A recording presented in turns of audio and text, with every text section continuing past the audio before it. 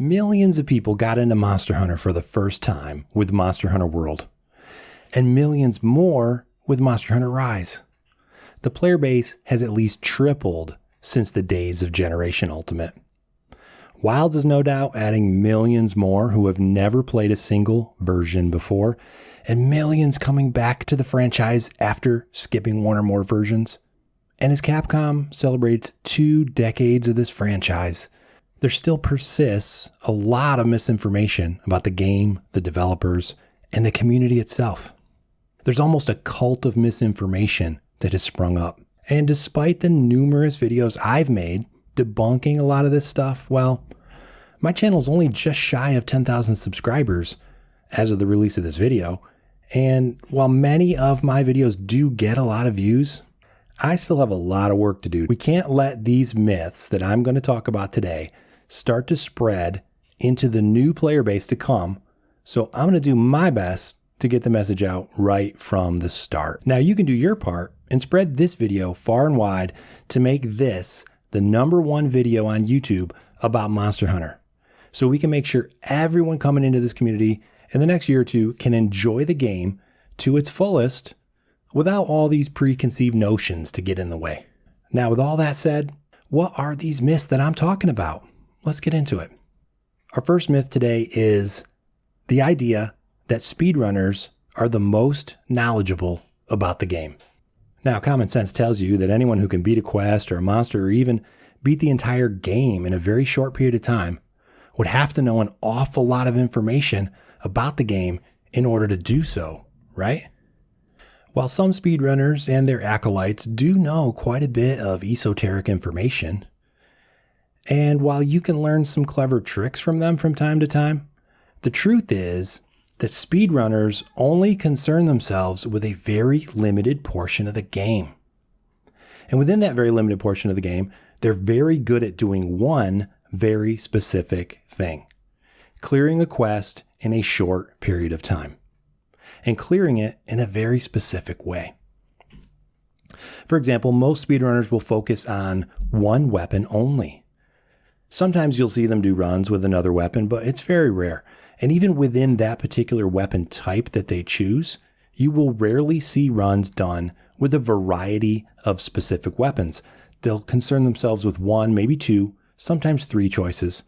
For example, base game Rise, longsword speedrunners would use Tigrex longsword or Chameleos longsword exclusively, which in and of itself isn't that big a deal because every longsword works the same way. But when you look at other weapons, for example, light bowgun speedruns, heavy bowgun speedruns, or gunland speedruns where each individual weapon works differently from the next, you will see entire ways of playing a particular weapon type completely ignored.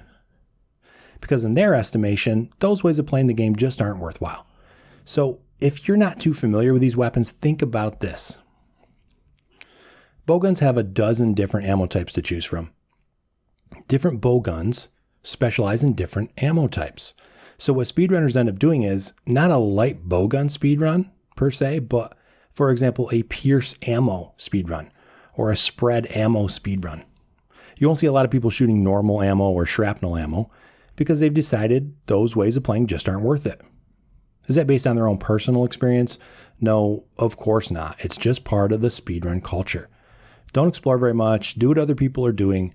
Don't play for fun and learning and excitement. Play for clear time.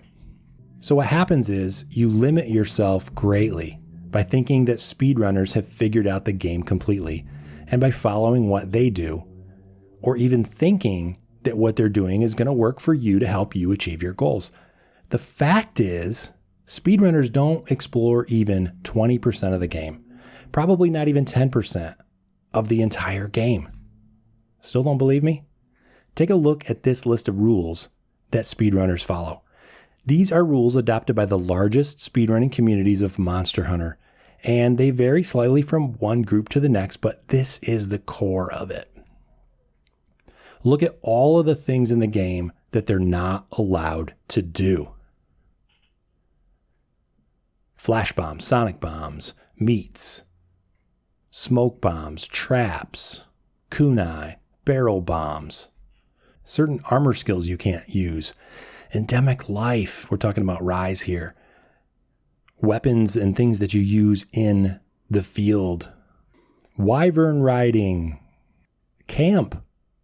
So speedrunners ignore all these things. This list is actually a list of all the things in the game that speedrunners don't know very much about because they can't use them for their speedruns. So why bother learning it? And so if you look really closely at this list, you will see that it comprises most of the things that you can do in the game. Yeah, you heard that correctly. Speedrunners are not allowed to play most of the game. So take advice from them at your own peril.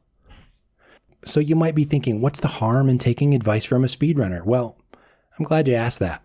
I got a couple videos on that very topic. If you want to be a speedrunner, by all means do it. Enjoy it. You can have a lot of fun with it. If you want to play the game and enjoy the game, then speedrunning is not going to help you explore everything that Monster Hunter has to offer.